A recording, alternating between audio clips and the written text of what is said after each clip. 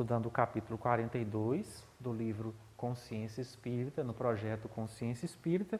Nós estamos falando hoje da Casa Meimei, em Nova Lima, em Minas Gerais, no Brasil.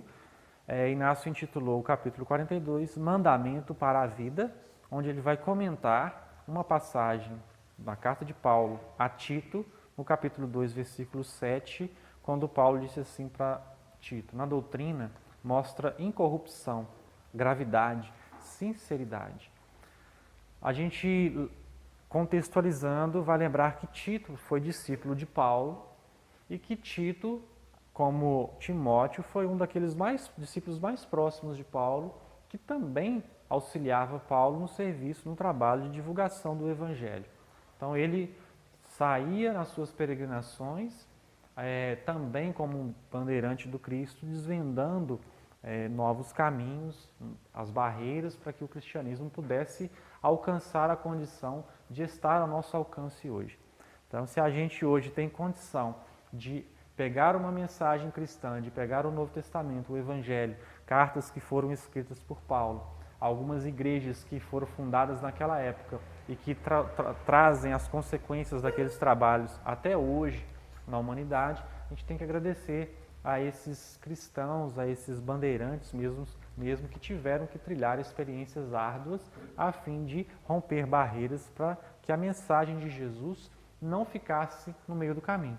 Jesus não escreveu nada, mas deixou a orientação através da oralidade, por aquilo que ele falou e que foi anotado por seus discípulos e pelos apóstolos de Jesus que tiveram contato mais íntimo com ele, que foram aqueles que levaram a mensagem adiante. Se não fossem eles, não teríamos hoje o cristianismo. Então, Tito era um discípulo de Paulo e Paulo escrevia a esse discípulo, orientando a Tito como ele deveria se portar diante do trabalho cristão, diante desse trabalho de divulgação da mensagem do Evangelho. Então, quando Inácio vai comentar essa primeira passagem, essa segunda parte do versículo 7, quando ele fala: mostra incorrupção, gravidade, sinceridade na pregação, em tudo te dá, por exemplo, de boas obras, é o que ele fala na primeira parte. Inácio vai remeter esse pensamento de Paulo a respeito da divulgação que nós fazemos hoje como discípulos de Jesus, levando a palavra do Evangelho, levando os princípios do Espiritismo para onde nós viajamos, trabalhamos, onde nós estamos inseridos, porque somos discípulos de Jesus. Pelo menos é isso que Inácio, no livro Consciência Espírita, vai nos alertar a maior parte do tempo. A necessidade de que nós nos conscientizemos de que somos discípulos de Jesus. Porque muitas vezes nós não nos cremos dessa forma. A gente pensa assim: bom, discípulo de Jesus é Pedro, foi João, foi Paulo, não é? Foi Chico Xavier, Madre Teresa de Calcutá. Eu, coitado de mim, não sou discípulo de Jesus, sou imperfeito demais para levar tamanha responsabilidade. E esse é um pensamento bastante rotineiro, bastante comum e bastante comodista da humanidade preguiçosa em relação à necessidade do trabalho no bem, de encarar esse trabalho no bem como responsabilidade de cada um de nós. De repente a gente pode pensar assim: nossa, mas você está sendo muito duro, isso é muito pesado, eu não dou conta disso. A gente vai lembrar que essa obra, titulada Consciência Espírita, ela foi escrita para espíritos que têm tido acesso à mensagem do Evangelho há pelo menos 2000 anos. Nenhum de nós aqui está tendo contato com a mensagem de Jesus pela primeira vez.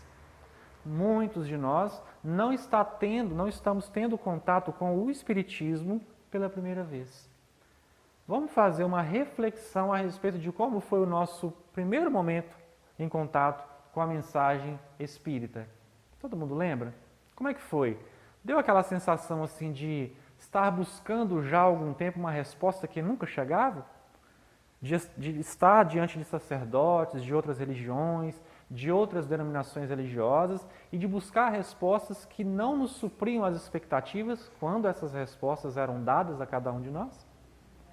Quando a gente buscou a mensagem cristã através da literatura espírita, quando a gente participou de uma reunião pública na casa espírita, Quando a gente entrou numa reunião de estudo numa casa espírita, quando a gente lê uma obra, seja ela qual for, começamos a estudar ou a ler a obra de Kardec, a gente começou a ter aquela sensação assim, peraí, parece que eu já sabia disso, não é? Parece que era aquilo que eu buscava. Eu não tinha tido contato com isso, mas parece que eu já tinha ouvido falar sobre isso em algum dado momento, mas eu não lembro qual foi. E a respeito disso, o próprio Kardec se preocupou com essa situação, porque ele descreve os tipos de espíritas, não é? E ele vai dizer que há muitos espíritas que são espíritas sem saberem que o são, que são aqueles que têm os princípios da doutrina já edificados na sua intimidade como verdade, como conceitos de boa fé, mas que ainda por não terem tido contato com a doutrina, não leram e não se sentem espíritas porque não frequentam uma casa espírita, né? Não tiveram aquele estudo aprofundado da doutrina espírita ou não realizam tarefas dentro da casa espírita. Mas quer dizer, a gente vai lembrar que os princípios que estão na doutrina espírita não pertencem ao espiritismo. Eles pertencem a uma verdade que é universal. Quando a gente pensa no Consolador prometido por Jesus à humanidade, nós não devemos estabelecer a doutrina espírita como a portadora de ser esse Consolador prometido, e sim os princípios contidos dentro da doutrina espírita. Senão a gente vai correr o risco de partirmos para o fundamentalismo religioso, assim como outras religiões já fizeram ao longo do processo evolutivo da humanidade. Não, a verdade está no catolicismo. Não. A verdade está no judaísmo. Não.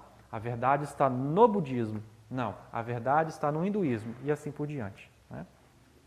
Parece um pouco contraditório, parece a mesma coisa, mas é bem diferente. Quando eu entendo que o Consolador prometido por Jesus são os princípios contidos na doutrina espírita e não um acaso, um templo de pedra que pode representar a doutrina espírita, eu começo a entender que essa verdade que está à minha disposição, ela também está à disposição de toda a humanidade.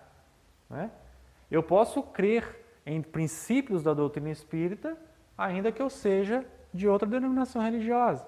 Se eu ainda não comungo de alguns, é porque eu ainda não tive a condição de adentrar aqueles conhecimentos de uma forma mais profunda, ainda não tive condição de aceitar.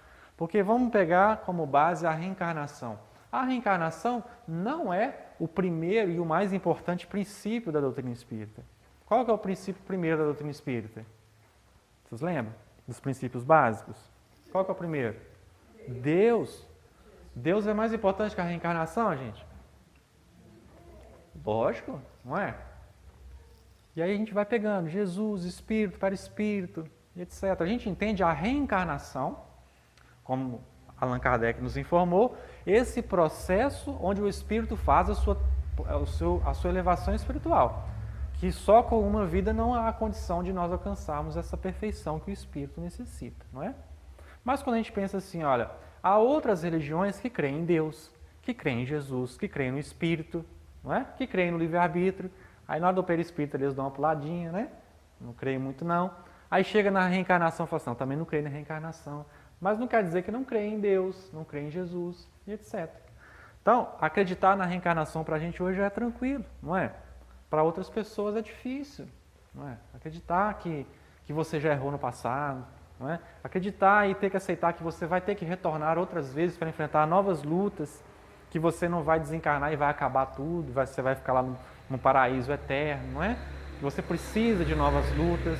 É um desafio, é um processo que o Espírito se coloca nele e vai alcançando gradativamente essa luz que é a verdade universal, contida na lei divina ao longo das suas experiências, de acordo com a sua capacidade, com a capacidade da sua retina espiritual de vislumbrar essa luz que existe. Então o Espiritismo, ele não inventou nada, né? O Espiritismo não inventou a mediunidade, ele não inventou os médiuns. Kardec estudou a mediunidade, que é de todos os tempos, porque faz parte da lei universal. Ele estudou o médium, estudou o fenômeno da mediunidade, que também faz parte de outros princípios religiosos, não é? Então o Espiritismo não inventa isso.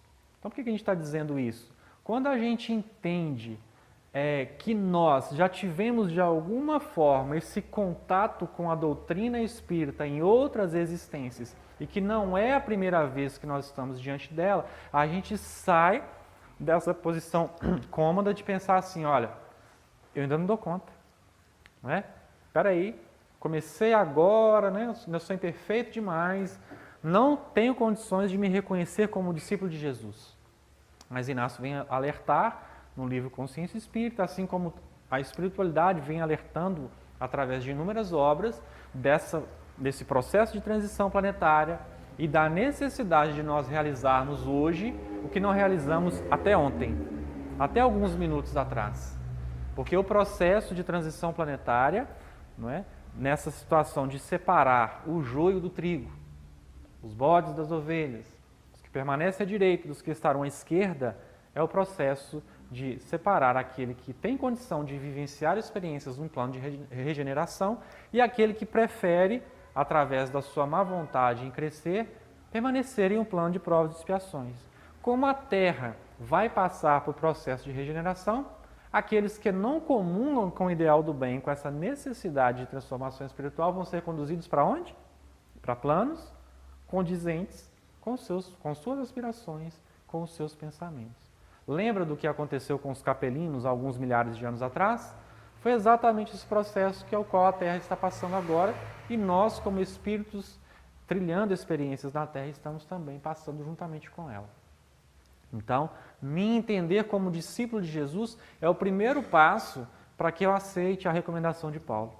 Porque se eu saio lá fora e penso assim, bom, eu só vou à casa espírita para assistir reunião pública. Eu só vou à casa espírita para tomar passe. Eu só vou à casa espírita para beber água fluida. E quando eu saio aqui fora, eu não tenho comprometimento nenhum com a doutrina, porque eu não sou tarefeiro de casa espírita e eu não sou tarefeiro de Jesus aqui fora. Eu venho uma vez por semana, para mim já está bom. Se você pensa dessa forma, se você prefere continuar pensando dessa forma, você está abdicando de permitir a você mesmo a oportunidade do trabalho no bem em todas as oportunidades que a vida te dá diariamente ao longo de todas as experiências que você trilha. Porque a recomendação é qual? Olha, se reconhecer como discípulo de Jesus, onde quer que você seja semeado, onde quer que você seja chamado a dar testemunho da sua fé em Jesus e da sua fé na doutrina espírita. Então eu venho aqui à frente, programo um estudo, não é? A gente planeja mais ou menos o que vai falar e discorre a respeito de uma teoria que não nos pertence, não é? E que alguém tem que falar na noite de hoje, porque é assim que acontecem as reuniões públicas, não é assim? Semana que vem eu não vou estar aqui. Haverá uma outra pessoa que também vai falar sobre os princípios da doutrina espírita.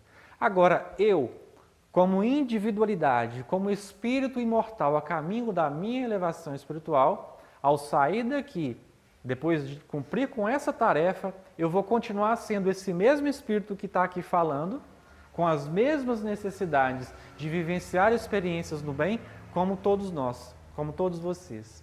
Não é? Se eu saio da porta da casa espírita sem a preocupação de me entender como divulgador das mensagens que estão aqui, nesses princípios que eu reconheço como verdadeiros, como justos e como santos, eu estou deixando de divulgar a doutrina da forma que ela precisa ser divulgada.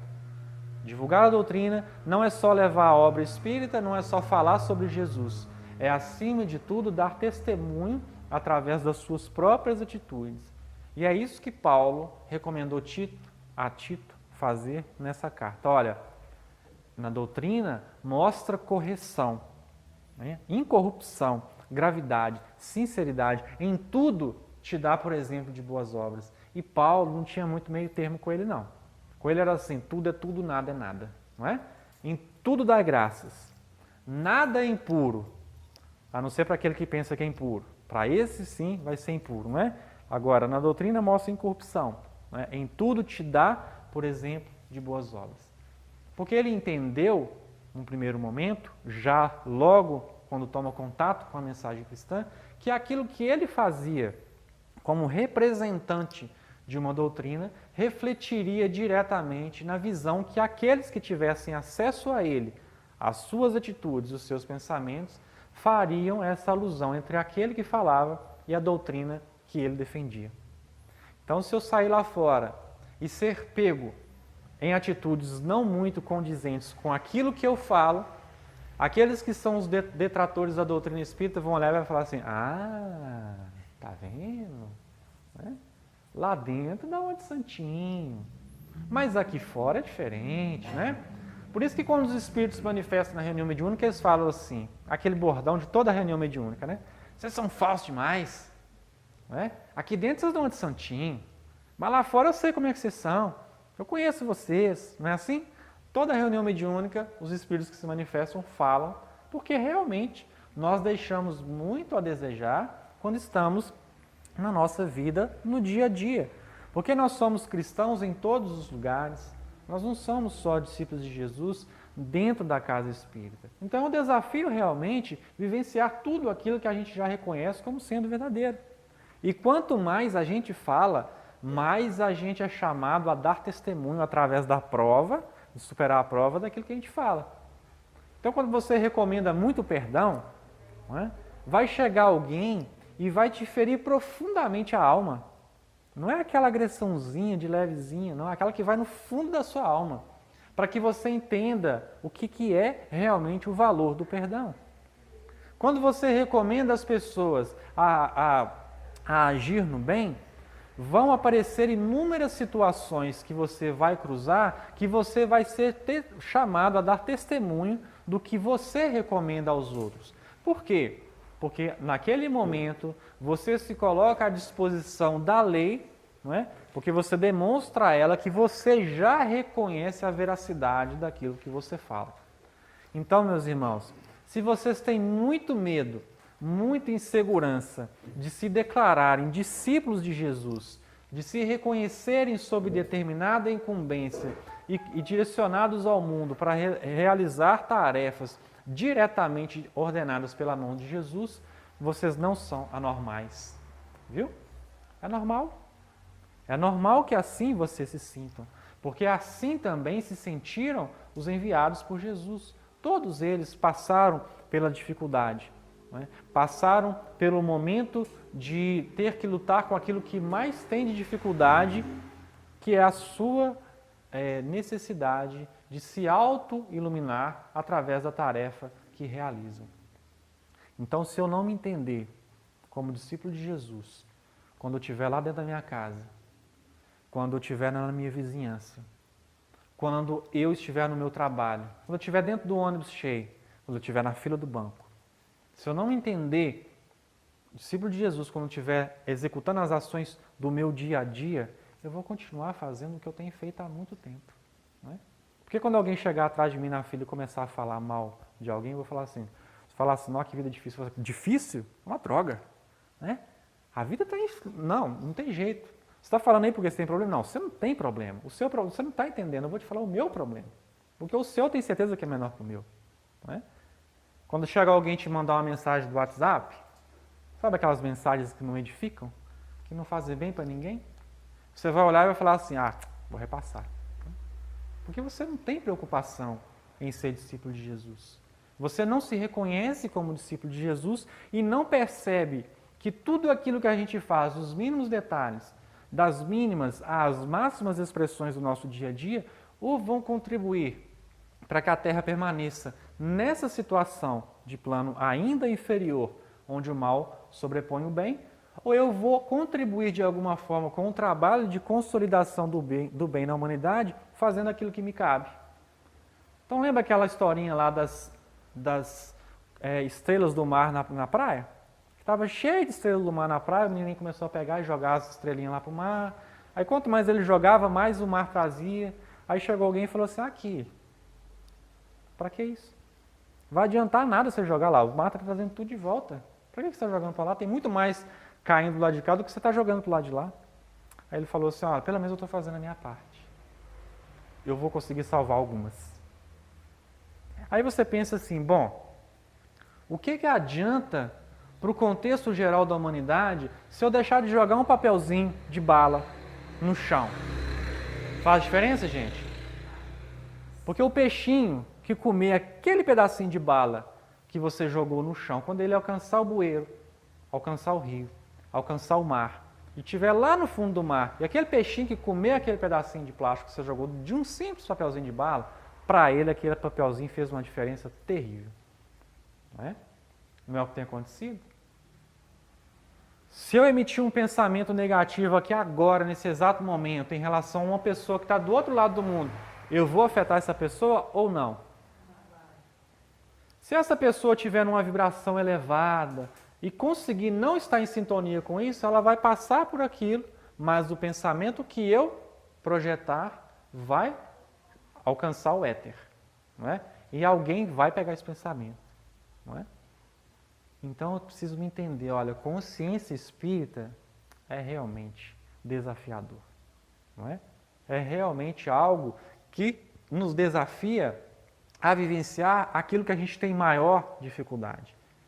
Então, nesse primeiro momento, para realizar qualquer tipo de tarefa no bem, dentro da atual condição da humanidade e dentro dos desafios que todos nós precisamos enfrentar, eu preciso, acima de tudo, em primeiro lugar, me reconhecer como discípulo de Jesus e enviado ao mundo para cumprir determinada tarefa. Então, como é que está a sua vida? Como é que é a sua vida? Você tem problema? Tem problema na sua família? Não, né, gente? Não precisa nem responder, né? Tem alguém aqui com algum problema? Não tem, né? Tá tudo bem, não é? Tem alguém com problema na família, problema de saúde, problema de desemprego, problema no trabalho, não é? Tem alguém com algum tipo de problema? Então, o primeiro exercício que a gente precisa fazer é assim, olha, eu preciso entender que eu não sou o único. Então, entender assim, eu preciso de sair dessa posição de achar que a minha dor é muito maior do que a do outro e que o outro não tem problema. Porque eu olho o outro e falo assim, nossa, mas aquela grama daquele vizinho ela é verdinha, né? A minha não é. Não é? Aí eu olho assim, nossa, né? Olha aqui, Facebook, olha onde a pessoa está, né? Viajou, postou foto, né? E eu estou aqui, né? Estou aqui. Porque a gente não vive a nossa experiência, a gente quer viver a experiência do outro, não é? E nesse mundo de globalização, onde a gente não tem nem muita privacidade, a gente também não tem tido muito cuidado e o desejo de ter privacidade, porque a gente expõe a vida à torta direita para todo mundo ver, não é? E a gente fica nessa ideia de se comparar e de buscar situações que os outros estão vivendo, que nós não estamos vivendo, porque a gente sonha em querer viver, em ter a mesma coisa. Isso é um passo muito grande para a frustração, porque a necessidade do outro é dele. A minha necessidade é outra, não é? Ele nasceu e você nasceu. O gênero de provas que ele precisa passar é diferente da sua, não é? E aí eu vou entender que quando eu me coloco na posição de discípulo de Jesus que faz o bem, eu vou ser chamado a estar diante de desafios. Eu não vou encontrar a vida fácil, não é? Não vai ser tranquilo, não vai ser tranquilo. Vamos fazer aqui uma reflexão a respeito de algumas das estrelas, né, dos expoentes de luz que estiveram na Terra como discípulos de Jesus e que vivenciaram o bem. Vamos ver se eles tiveram vida fácil. Jesus, em primeiro lugar, ele teve vida fácil? Porque muita gente fala assim, mas para Jesus era fácil, ele era espírito evoluído, né? Para ele foi tranquilo, para nós é que é difícil. Então você sabe o que é ser um espírito crítico que tem que aguentar um corpo igual ao nosso, você sabe? Não dá para saber, né, gente? A gente mais ou menos consegue imaginar, né? Sabe o que é para um espírito que já passou por tudo isso, que não precisa mais ter que comer comida tão pesada quanto aquela que a gente come? Ter necessidades do corpo físico como as que a gente tem? Ter passado pelo apodo, pelo apedrejamento, né? Pela crucificação, pela flagelação e pela crucificação, etc. Os discípulos de Jesus, com exceção de João, todos foram assassinados. Mas João também não teve vida fácil. Ele foi exilado e viveu o restante da sua vida no exílio. Paulo de Tarso teve vida fácil? A partir do momento que ele aceitou a condição de discípulo de Jesus e daquele que precisava testemunhar Jesus e através da sua atividade no bem se regenerar, Porque ele entendeu o trabalho no bem, não como essa carga que a gente fala assim, tá bom, né? Vou lá, né? Os livros estão falando para eu ir, não é? O mentor baixou lá na casa espírita lá e passou a mensagem dizendo assim, olha, todo mundo tem que trabalhar no bem, tá bom, vou. Quer dizer, isso não é consciência espírita. É melhor que você vá, ainda que seja contra gosto, não é? Lembra lá da passagem do Evangelho do pai com os 2 filhos? Quando o pai fala assim, olha, que Jesus pergunta assim, qual que tem mais valor? Aquele que o pai fala assim, vai trabalhar, ele fala assim, vou, no meio do caminho ele fala assim, não vou mais e não vai? Ou aquele que fala assim, não vou, mas no meio do caminho se arrepende e acaba que faz a vontade do pai? Qual dos 2 tem mais valor? O segundo, né? Então que a gente seja pelo menos esse segundo, que fala assim, tá bom, né? Vou lá, meu pai que tá mandando. Porque é melhor do que não fazer nada. Mas a gente precisa entender, você está com dificuldade? Você está com dor, com sofrimento? Como é que você vai curar isso? É através do trabalho no bem. Não fique esperando um mentor espiritual vir resolver o seu problema, porque ele não vai resolver, ele não está encarnado. Quem está encarnado é você. Ele não vai vivenciar a experiência que é você que precisa realizar. Porque ele já passou pela experiência da prova e da expiação. Então, o seu mentor espiritual é alguém que está em um degrau bem acima do seu, bem acima do nosso. Então, eu não posso atribuir à espiritualidade o trabalho que me compete. Então, eu preciso entender, olha, é difícil trabalhar no bem? É desafiador trabalhar no bem? É difícil entender essa recomendação de Paulo de Tarso como um fundamento essencial para a minha vida? Nossa, dificílimo. Dificílimo. Para nós, espíritos imperfeitos, é difícil. Porque a prova, ela vai circular na força que a pessoa tem para superar aquela prova, não é? Porque se eu chegar para vocês e perguntar assim, olha, tem uma pergunta dificílima, que é uma prova. Se vocês passarem, vocês já estão aptos a viver experiências num plano de todos, porque vão se tornar espíritos puros. Mas a pergunta é muito difícil. Vocês estão preparados? Estão preparados, gente? Estou falando sério, é uma pergunta. Vou fazer a pergunta. Se vocês responderem, vocês serão espíritos puros. Quanto que é 2 mais 2? Hã? 2 mais 2? É igual a 2? Percebe, gente? Isso é prova pra gente? Você quer ser espírito puro, você quer resolver a equação matemática de 2 mais 2? Mas não é o que a gente tem buscado na prática? Porque quando chega alguém para você e fala e te desafia a vivência do bem, você fala assim, nossa, pelo amor de Deus, mas será que só vem problema pro meu lado? Mas, gente, entende, você não é discípulo de Jesus? Quem é que vai ser chamado para trabalhar, para auxiliar, para dar alguma coisa em benefício da humanidade, se não o próprio discípulo de Jesus? Percebe? Então, por isso que você está passando por dificuldade. Não é porque Deus, porque Jesus, seu mentor e espiritualidade não estão vendo o seu problema, não. Então, você auxilia dentro do que você pode auxiliar e cresce com a experiência vivenciada. Porque passar pela prova sem crescer com ela, não adianta. É se colocar na necessidade da repetição.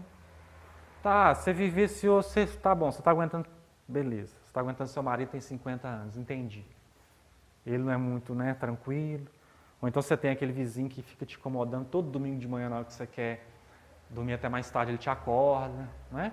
Ou então tem um cachorro lá do lado da sua casa que late o dia inteirinho, dia e noite, né?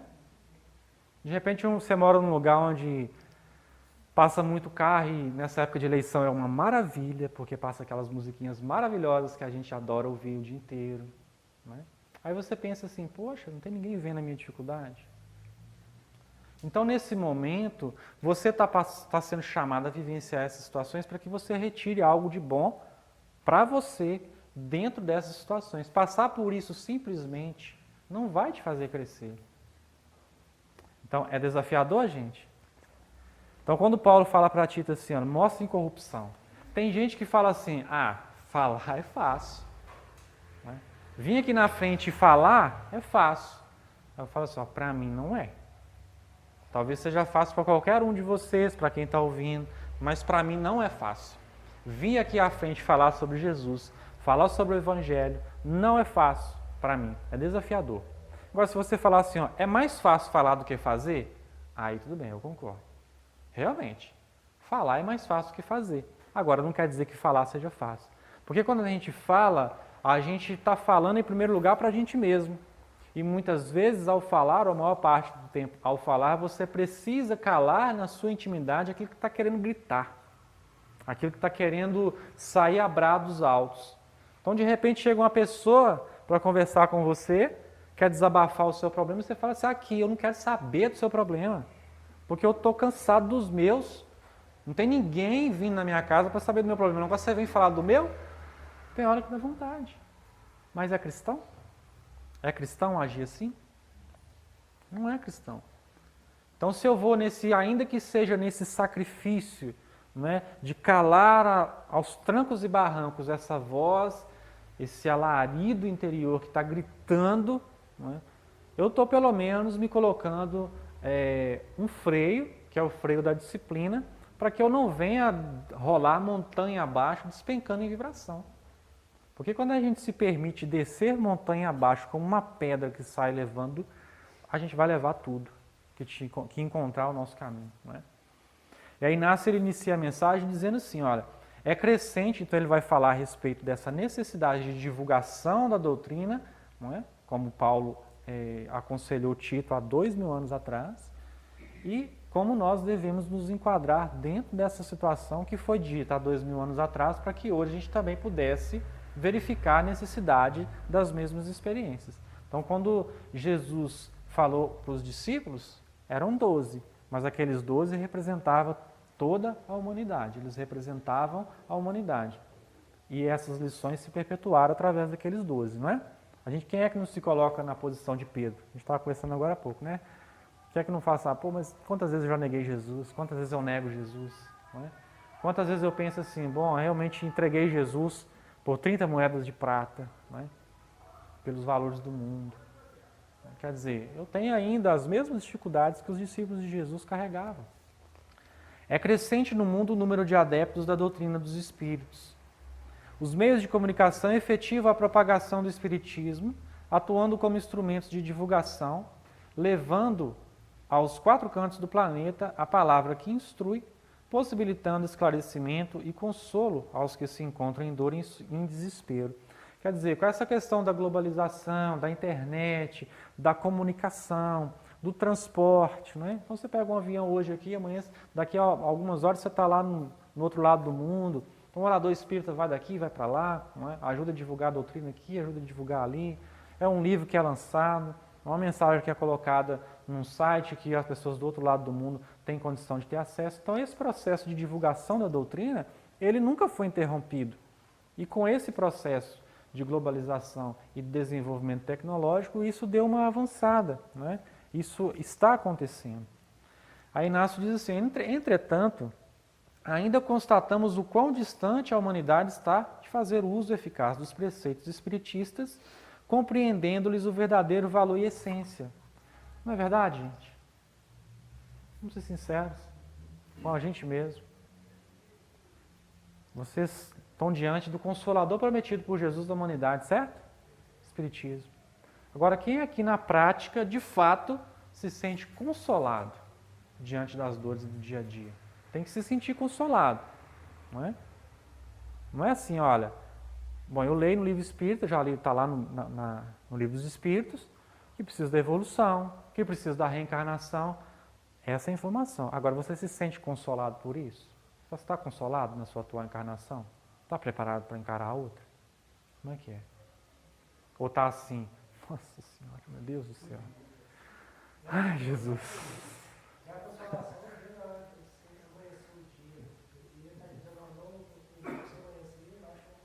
Isso. Se sentir assim é o desafio, né?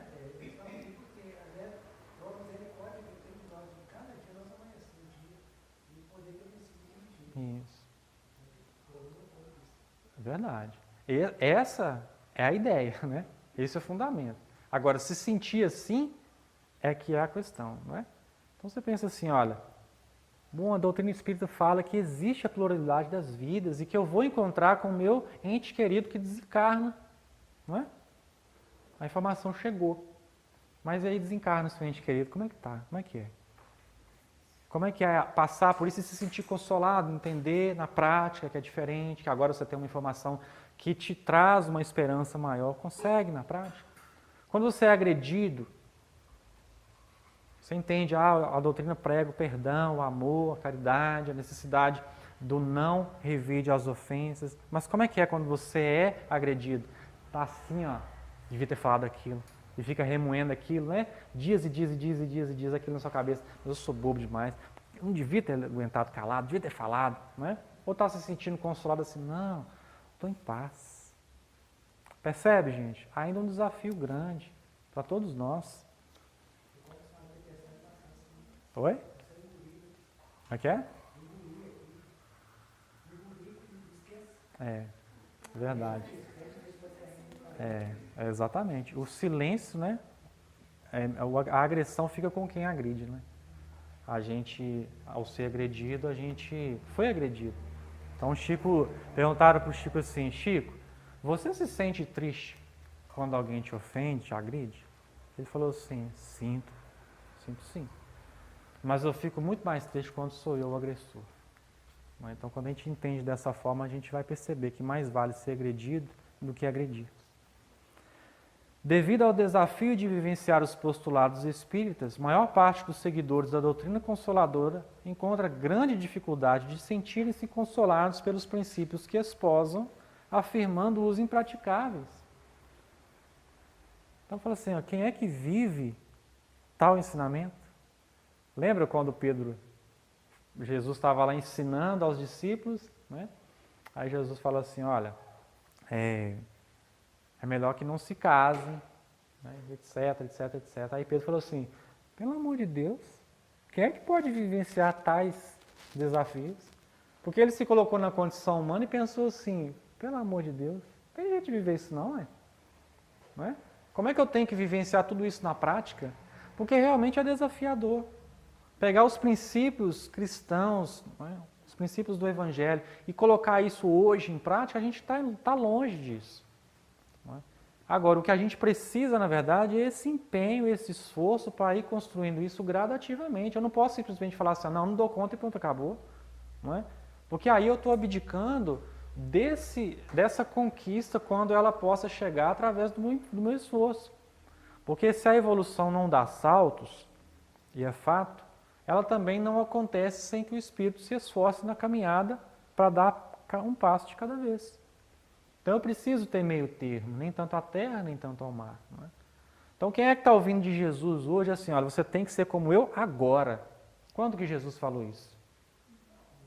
Qual o livro espírita que você leu que falou assim, não, se você não dá conta hoje, se você não fizer tudo agora, nesse exato momento, você está perdido. Onde vocês leram isso?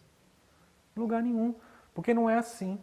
Agora, eu não posso vivenciar o dia de hoje na mesma toada do dia de ontem. Não é? Levantar amanhã com o mesmo pensamento que eu levantei hoje. Se está difícil, estou passando por uma fase difícil, eu me esforço, tá? Vou levantar os trancos e barrancos até o dia que eu conseguir levantar em paz. Mas levanta.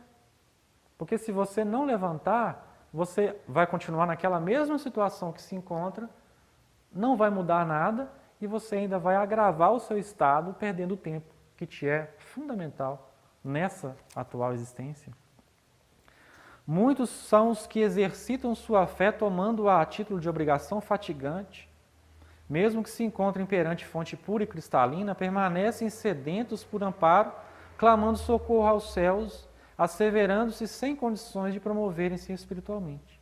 Assim, o recurso que é divino por excelência termina por representar fardo pesado aos que não recebem como alento para suas vidas e como expediente capaz de fortalecer-lhes para o enfrentamento de suas batalhas diárias. O que nasce dizendo aqui, olha, você está sedento daquela água que Jesus disse à samaritana, a mulher samaritana, olha, se você beber dessa água, você não vai mais ter sede.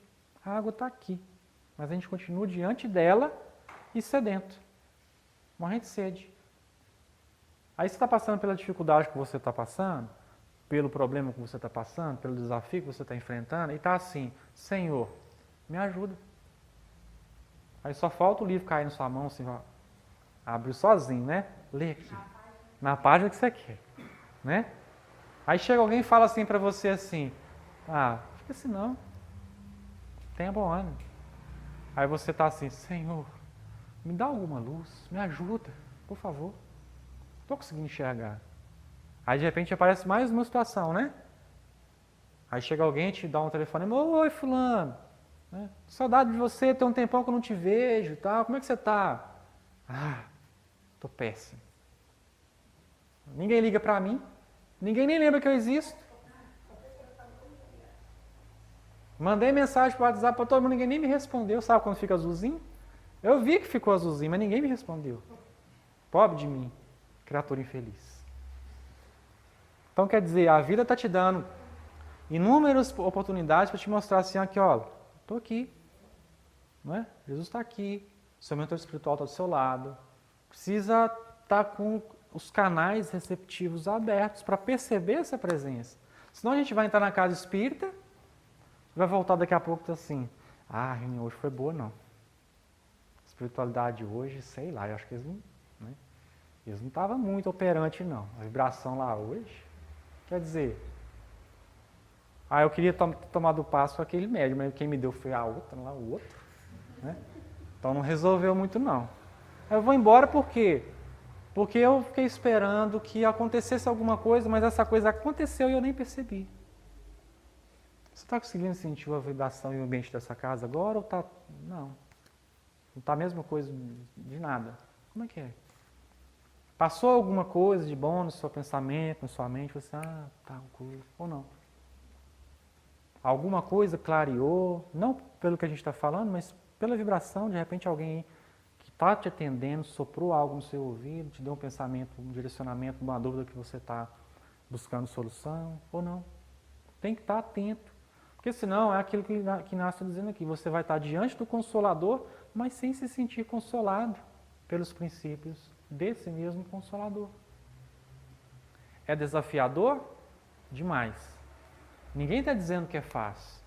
Porque senão daqui a pouco vocês vão começar a pensar assim, você está falando isso, então é fácil para você, né?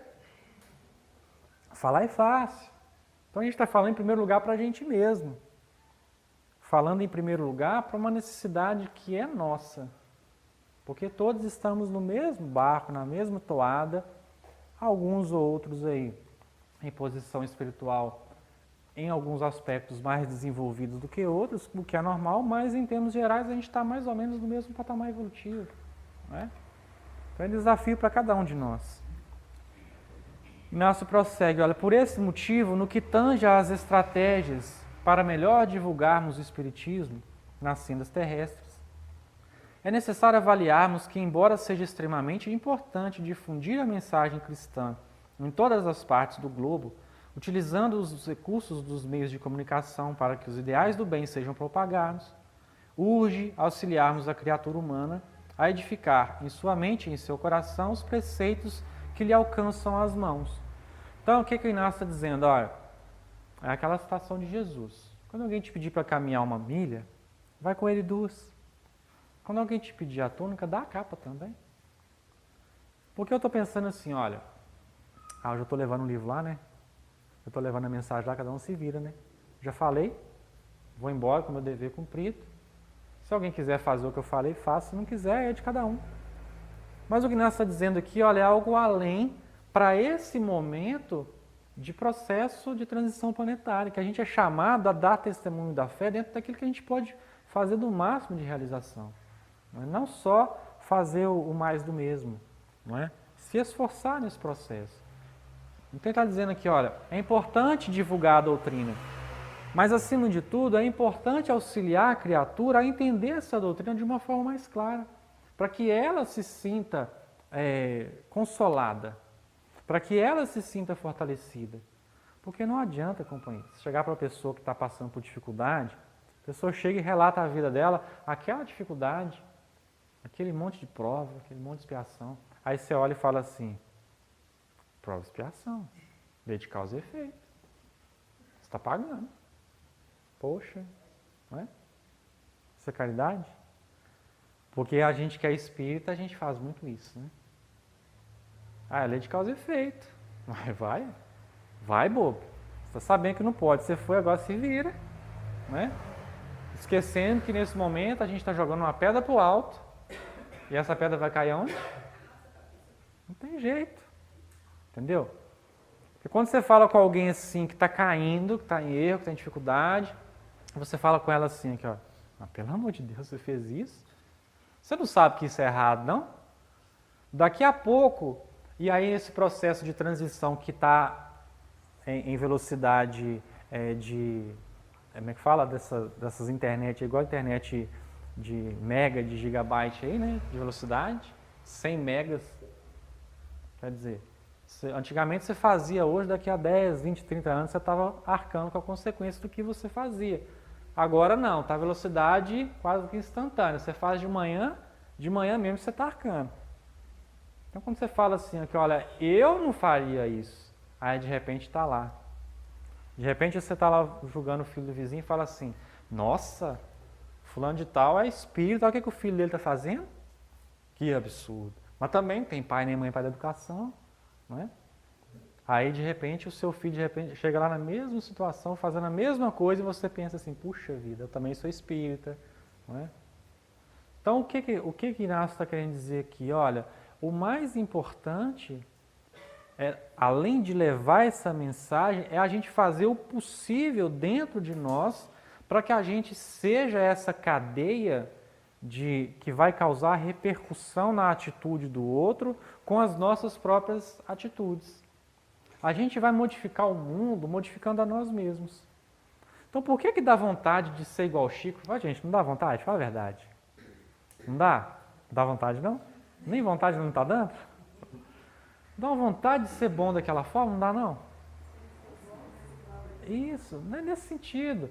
Dá uma vontade de realizar a caridade que ele conseguiu realizar, de fazer as obras que ele fez, de alguém chegar e dar um tapa na cara e falar assim, agora você me dá um passe aqui, você fala, tá bom, deixa eu te dar um passe, e dar com todo aquele amor. Não dá uma vontade? Porque o que ele fez não foi só chegar e falar assim, aqui olha, quando alguém chegar e te dar um tapa na cara, você tem que perdoar. Ele recebeu o tapa na cara e perdoou. Então, quando ele executa aquilo que ele faz, ele motiva aos outros que estão nesse processo de busca desse objetivo a fazerem a mesma coisa. Porque mostra que tem jeito. Mostra que tem jeito. Não é aquela teoria fundamentada em uma utopia que você pensa assim, não, peraí, isso aí nunca vai ser possível realizar, porque o nosso problema é ver quem já consegue alcançar essa condição de vivenciar o bem de uma forma mais elevada que nós e falar assim, ah, mas ele era o Chico Xavier. Mas o Chico Xavier não conseguiu aquilo da noite para o dia. Ele foi um espírito que também errou, que também caiu, que também se afastou do bem em determinados momentos. A gente fala assim, nossa, Emmanuel é maravilhoso, não é? Emmanuel, há pouco mais de 2000 anos atrás, estava furando o olho dos outros com o ferro quente.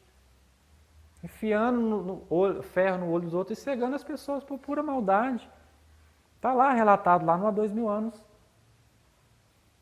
Quer dizer, Emmanuel hoje é um espírito já que dá testemunhos da sua fé em Jesus de uma forma bastante elevada, mas ele conseguiu isso através de muito sacrifício, de muita vivência, de renúncia, de busca de autoaperfeiçoamento, etc.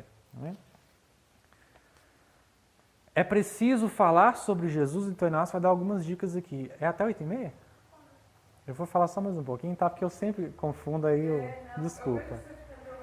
Eu tô assim, aí agora que eu me atentei, tá?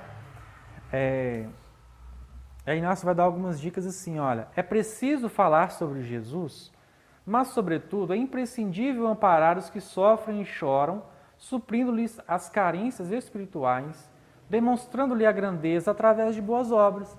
Mas que boas obras são essas, gente? Alimentar toda a humanidade, resolver o problema de todo mundo. É isso que a espiritualidade está falando? Não. Tem algo de bom que você pode fazer?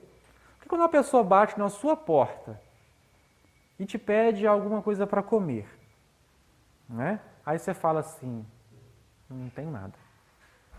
Aí você fala com ela assim, aqui meu irmão, eu não tenho nada não, viu? Vá em paz e que Jesus te ajude. Poxa, Jesus já tinha ajudado, pelo menos tentado, né? Ele enviou essa pessoa até você.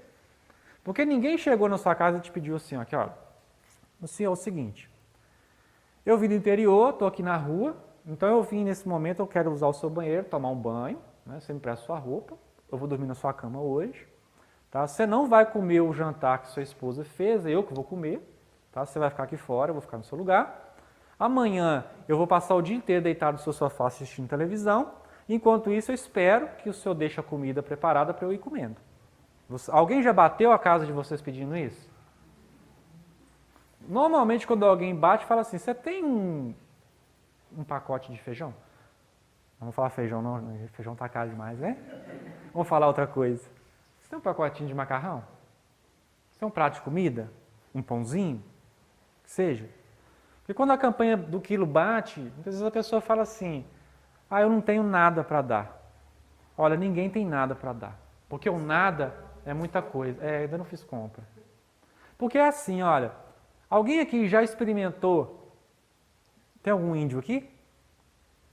Tem, gente? Tem alguém que mora na oca, na floresta aqui? Alguém aqui já experimentou fazer comida sem um palitinho de fósforo? Ou sem o fogão elétrico que você aperta e faz e acende o gás? O fogão? Alguém já conseguiu? Porque hoje em dia ainda tem o fogão elétrico, né? Tem muita gente que precisa da luz, né? Então vamos supor que para você fazer comida você não precisa de um palitinho de fósforo. Será que você não tem um palitinho de fósforo para dar para aquela pessoa?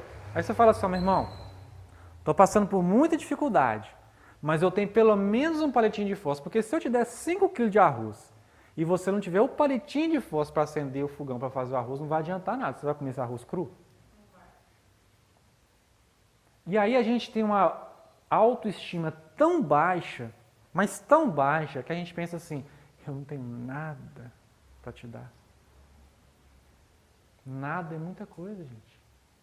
Quer que não tenha um olhar, uma palavra, um consolo, um bom dia para doar para alguém? Você não tem nada? Às vezes você busca trabalho, né? Me dá uma ajuda aí e tal. Aí a pessoa fala assim, casa espírita mesmo, né?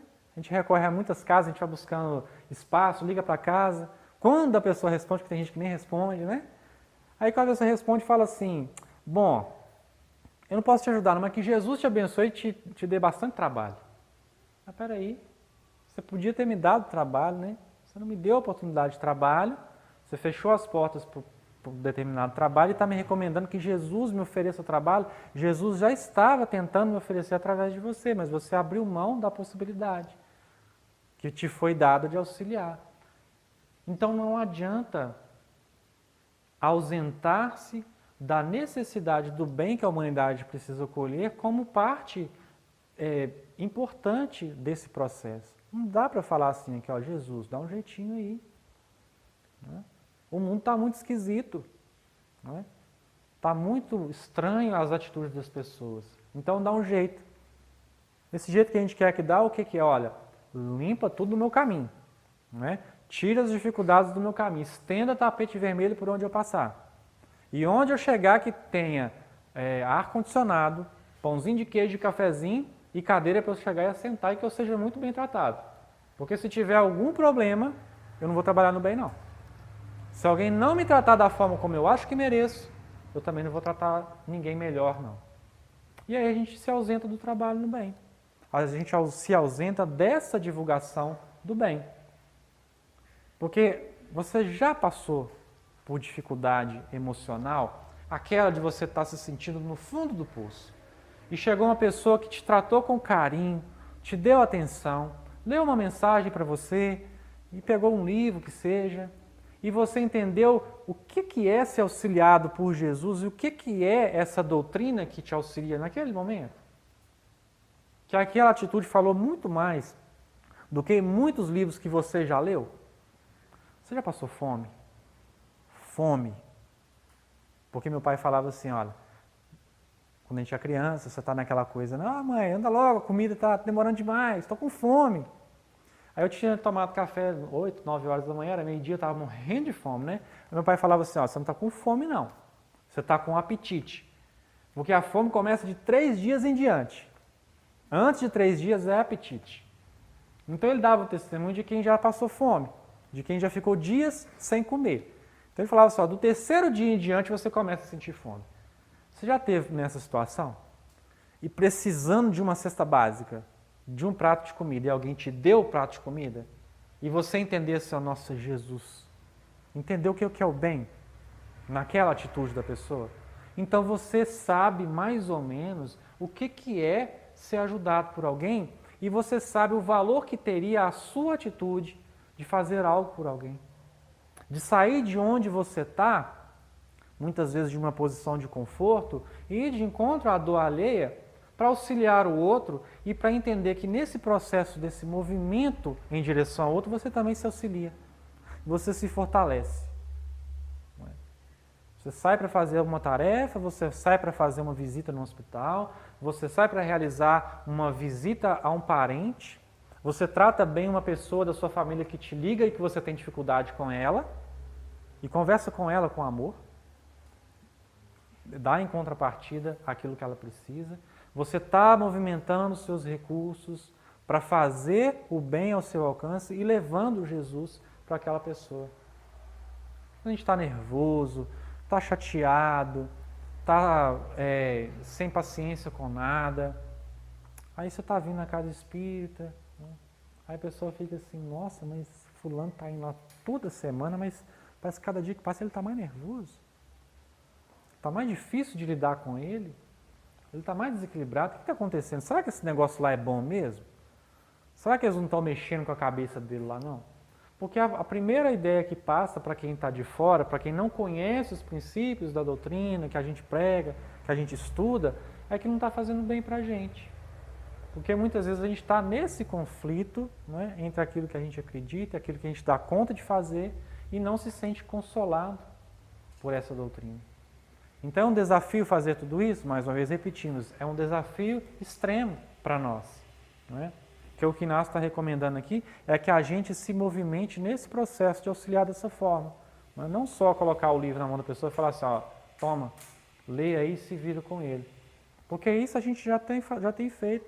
Qualquer livraria que você for, você vai achar livro espírita. Porque é a literatura que mais vende no Brasil. Qualquer casa espírita que você chegar, vai ter reunião pública, vai ter reunião mediúnica, vai ter atendimento fraterno, etc. São atividades de praxe dentro da casa espírita. Mas acolher de uma forma mais carinhosa, auxiliar aquela pessoa a receber aquela informação de uma forma mais intensa, é o que é o desafio maior dessa mensagem, né? Daquilo que Inácio está propondo.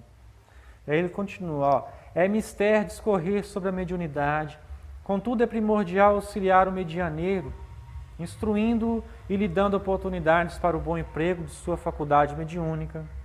É útil apregoar o amor, todavia é ainda mais louvável ser o gesto de caridade que executa o bem. É benéfico expor o livro espírita, porém é indispensável promover esforços para a vivência de seus ensinamentos, porque se é correto afirmarmos que o melhor que podemos fazer para os ideais cristãos é divulgá-los, levando-os aos que os desconhecem, estejamos cientes de que a execução de nossa promoção intelecto-moral será sempre a melhor maneira de difundi-los, tornando-nos exemplo vivo que demonstra para todos em nossa volta que de fato é possível realizarmos o que Jesus espera de nós. Então Inácio finaliza a mensagem dessa forma dizendo assim, olha, vamos retornar para a gente finalizar, o que Paulo recomendou a Tito? Olha, em tudo te dá por exemplo de boas obras. Na doutrina mostra incorrupção, gravidade, sinceridade. Ele está dizendo assim, olha, quando você demonstra isso através dos seus atos, muito mais do que o que você fala, você mostra para cada um que vai estar em contato com você, para aquela pessoa refletir assim, olha, bom, se ele faz, também dá para eu fazer. Porque se eu faço assim, olha, bom, se nem aquele que está falando está se esforçando em fazer, eu vou fazer para quê? Imaginemos se Jesus tivesse vindo e falado tudo o que ele falou e fizesse tudo o contrário do que ele fez. Ele estaria vivo até hoje no coração da humanidade? As mensagens dele estariam aqui? Então, muito mais do que o que ele disse, ficou o que ele fez. Porque quando alguém realiza o que fala ou se esforça por realizar o que fala, ele comove, não é? Ele comove, ele une corações. Então, alguns anos atrás, aconteceram algumas catástrofes no mundo, como é de praxe acontecer. Tsunami, terremoto, aqui no Brasil teve enchente, lembra? Teve chuva em excesso em Santa Catarina, não foi? Lembra daquela época? Teve deslizamento no Rio de Janeiro, não é? Na hora que você vê acontecer isso, e que você vê a mobilização das pessoas para auxiliar aqueles que estão necessitados, aquele exemplo de quem está lá arrasta quem está só olhando e vendo assim, será que eu vou, será que eu não vou? E está indeciso. Porque naquela hora ali, é todo mundo a favor de uma causa que é única, que é a promoção do bem de quem está necessitando. Não importa se é espírita, se é protestante, se é católico, se é judeu, se é muçulmano e etc. O que importa é o que está sendo feito. Essa atitude é o que Inácio vem chamar a atenção e convidar a cada um de nós nessa mensagem. Dizendo assim, olha, tudo que você faz hoje de esforço no bem é porque você se espelhou em alguém. Verdade ou mentira? Agora, você é discípulo de Jesus. Está disposto a também ser exemplo para alguém? Está disposto a também levar essa mensagem adiante? Então, você entendeu a mensagem. Então, você sabe o que precisa fazer, não é? Meus irmãos, a gente agradece mais uma vez a vocês, mais uma vez a casa, entendendo que quando a gente fala em termos gerais, não é? As exposições doutrinárias são sempre bastante autobiográficas, né? A gente fala bastante da gente, das nossas dificuldades, mas que possa servir para cada um de nós, de alguma forma, se encontrar um pouco mais consigo mesmo, retirar um pouco mais das experiências aquilo que precisa para se melhorar, para crescer, para se harmonizar intimamente, para se encontrar acima de tudo. Porque o nosso desafio maior é conosco mesmo. Não é nem com as situações que a gente enfrenta e nem com as pessoas que convivem conosco. O nosso desafio maior é encontrar a nossa harmonia através disso. Porque as pessoas elas vão passar pelas nossas vidas. As experiências, como tantas outras que a gente já vivenciou, elas também vão passar. Agora, a gente estará em contato com a gente mesmo pela eternidade. Não é? Não tem como você se dissociar de você mesmo. Você é a pessoa com quem você vai frequentar e visitar e estar junto o tempo todo, daqui para toda a eternidade. Quanto mais cedo você estiver harmonizado com você mesmo, mais em paz você vai vivenciar as suas experiências. Muita paz para todos, que Jesus nos ilumine. A gente deixa aí o nosso abraço fraterno e agradecimento à casa de vocês. Muita paz, tá bom?